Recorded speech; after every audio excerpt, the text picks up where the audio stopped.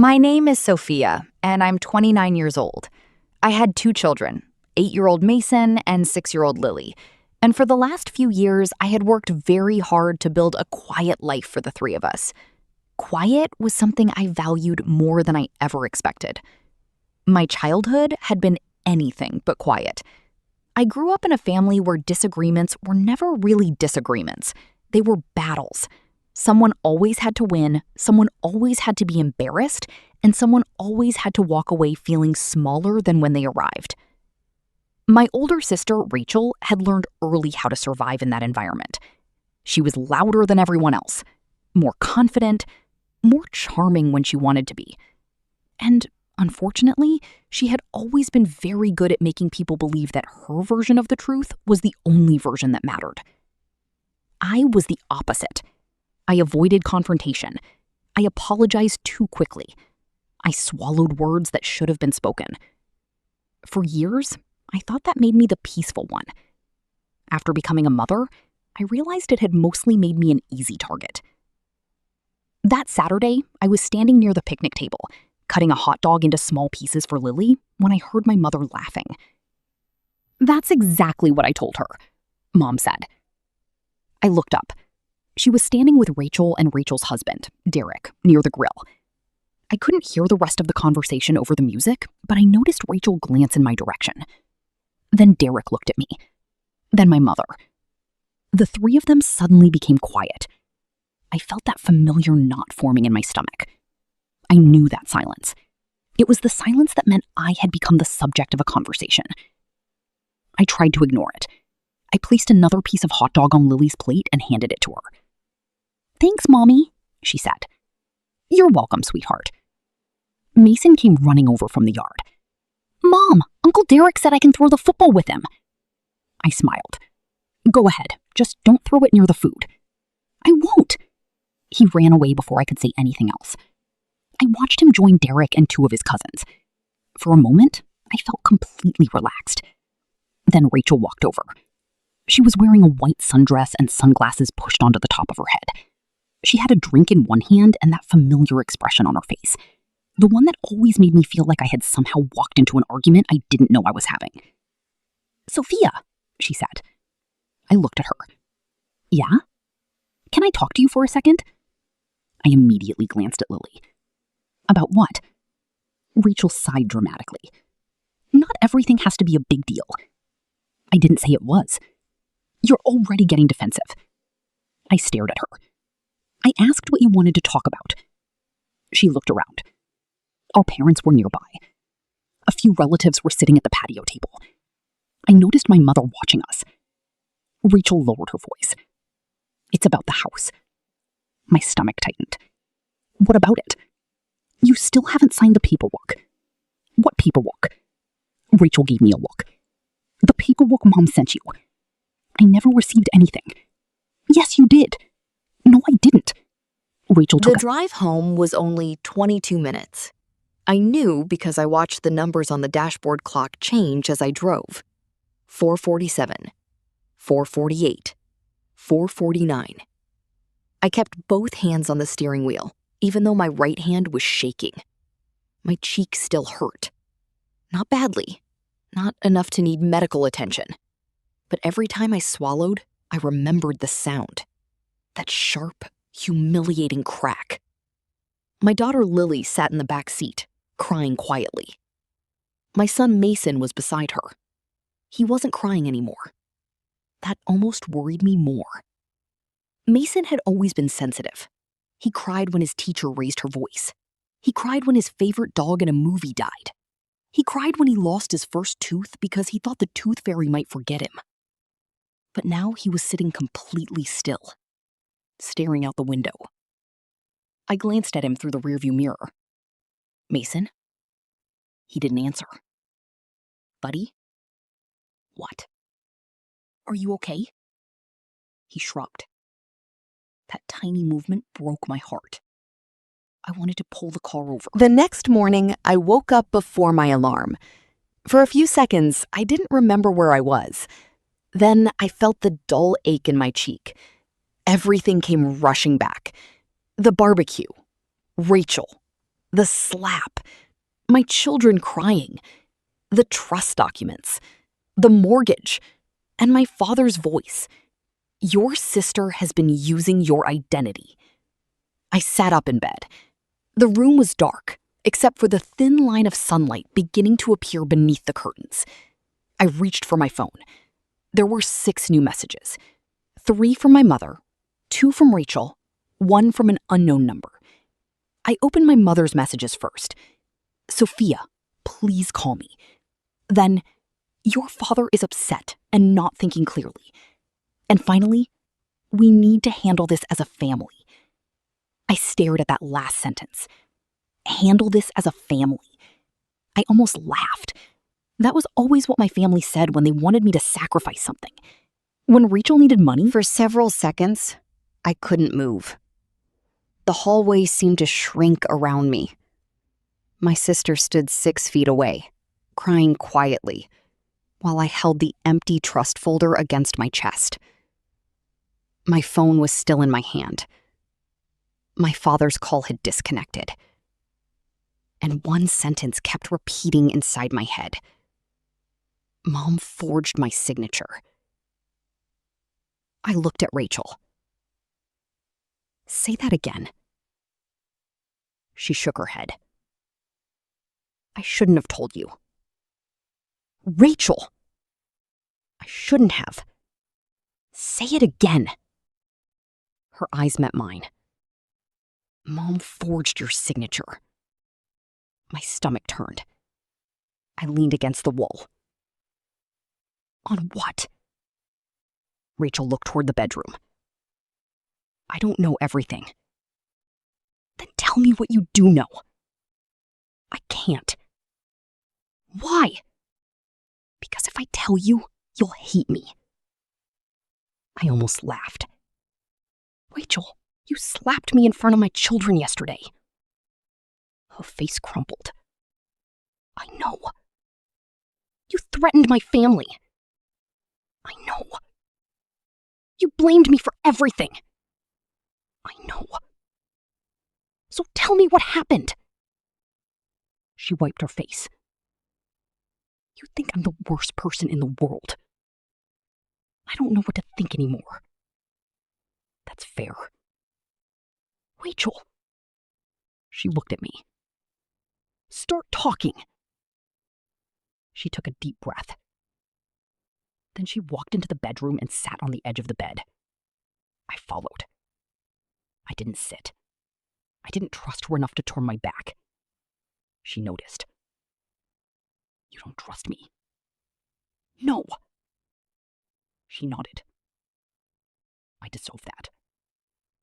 I crossed my arms. Tell me. Rachel stared at the floor. 8 years ago, Dad found out that my company was in trouble. I know. No, you don't. What don't I know? The company wasn't just in trouble. Then what? We were drowning. How much? At the time, she swallowed. Almost $400,000.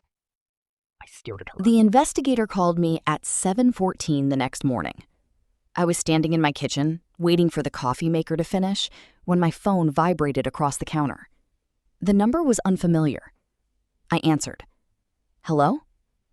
Is this Sophia Bennett? Yes. This is David Harris. I straightened immediately. Did you find my mother? We believe we've located her. My hand tightened around the phone. Where? Before I tell you, I need you to understand something. What? This is an ongoing investigation. I understand. Your mother has not been arrested. Why not? Because we need to establish her exact involvement. I felt anger rise. She emptied the trust. We know. She forged my signature. We suspect. She threatened me. We have the note. She left the country. We're aware. Then what else do you need? There was a pause. Evidence. I closed my eyes. Where is she? Back in the United States. I opened my eyes. What? She returned last night. Why? We don't know. Where is she now? At a property registered to your father. My stomach tightened. My parents' old house? Yes. I stared at the kitchen wall. The same house where Rachel and I had grown up. The same house my parents had supposedly been trying to give to Rachel. The same property that had become the center of everything. Is she alone? No. My heart began beating faster. Who is with her? We believe your father is there. I froze. My father? Yes. But my father is at the hospital. He left. When? Early this morning. We find the money, even after all these years? If there are records. What if there aren't? Then we find witnesses. What if my sister used it?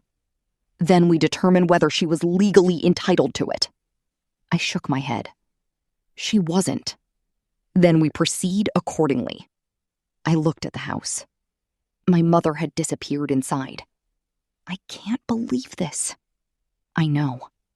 No. I shook my head. You don't understand. Try me. I spent years thinking I was the failure.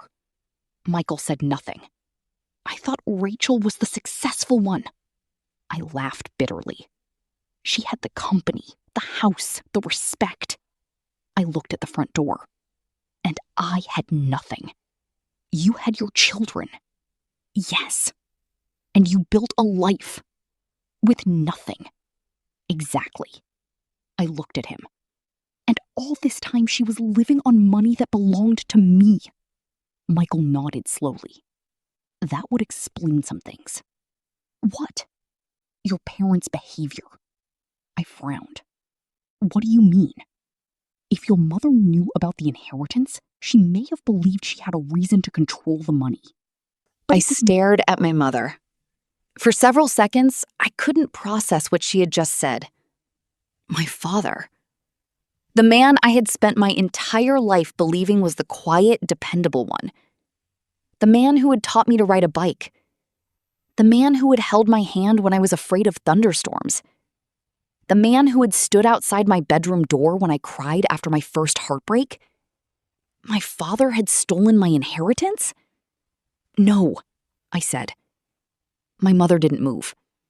Yes. You're lying. I'm not. You've lied about everything. I know. You lied about the trust. I know. You lied about the money. I know. You lied about Rachel. I know. So why should I believe you now? My mother's eyes filled with tears. Because I don't have anything left to lose. I looked at the metal box in her hand. Give me that. She hesitated. Mom. She slowly held it out. I took it. The box was heavier than I remembered. I opened it again. Inside was the photograph, a few folded documents, and a small envelope. My name was written on it. Sophia. I picked it up. What's this? My mother's letter. Your grandmother's? Yes. Why didn't you show me before? Because I was afraid. Of what? Of what you would do. I laughed bitterly. What would I do? Leave. I stared at her. I already left. No. She shook her head. You left the house. You made me feel unwanted. I know. You let me believe I wasn't part of this family. I know. You let me struggle for years. I know. Then why are you afraid of me leaving now? My mother looked at me. Because I finally realized what I had done. Her voice broke. I thought if I controlled the money, I could keep everyone together. The hospital hallway That's not felt love. colder than it had a few minutes earlier. I stood beside Rachel, staring at the photograph my mother had sent me. My grandmother. My father. My mother. And a man I recognized as the attorney who had supposedly died 15 years ago. The photograph had been taken years after his reported death. Then then there was the message. Your grandmother didn't die naturally. I read it again. And again. My mind refused to accept it. That's impossible, Rachel whispered. I looked at her. Why? Because Grandma died in her sleep. That's what we were told. Mom was there. Yes. Dad was there. The first black SUV stopped at the end of the driveway. Then another. Then a third. I stood frozen beside Rachel. My mother still had the gun in her hand, but she wasn't pointing it at us anymore. She was staring at the vehicles. Her face had gone completely white. "Mom?" I whispered. She didn't answer. "Who are they?" She looked at me.